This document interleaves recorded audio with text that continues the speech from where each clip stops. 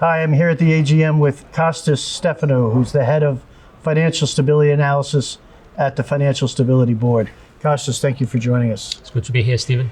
So the Financial Stability Board has a diverse work program related to NBFIs. Could you summarize it for us? Yeah, sure. Our work started in the aftermath of the March 2020 market turmoil, and it's driven by the lessons from that turmoil. The key objective is to enhance the resilience of NBFI, and by that we mean maintain the stable provision of financing to the economy and reduce the need for central bank interventions. The framework we use is very much based on a very simple liquidity demand and supply framework. We think that the resilience of NBFI relies on having liquidity available in times of stress.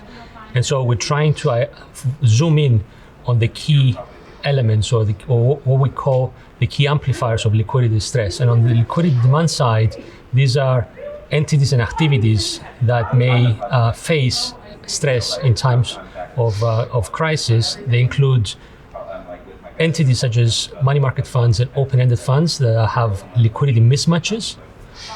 They include activities that give rise to large and unexpected margin calls relating to derivatives and repo positions. And they also include the use of leverage by a number of entities.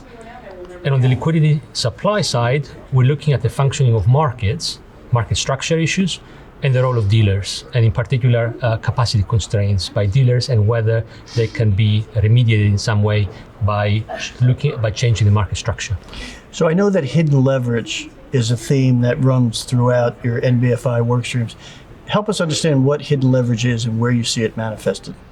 Yeah, it's a good question, and the question of hidden begs the other question of hidden from who and for what reason.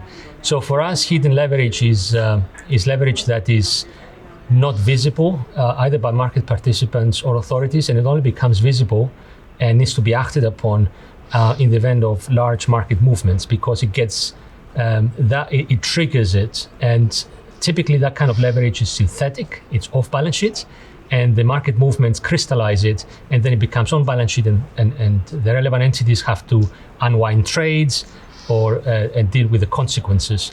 So why is it hidden? Well, it could be for a number of reasons. It could be that the entity itself is outside the regulatory perimeter, and here I'm thinking of the likes of Archegos, or it could be because the data that regulators collect or it gets disclosed is not enough to be able to connect the dots and find out that there are risks there.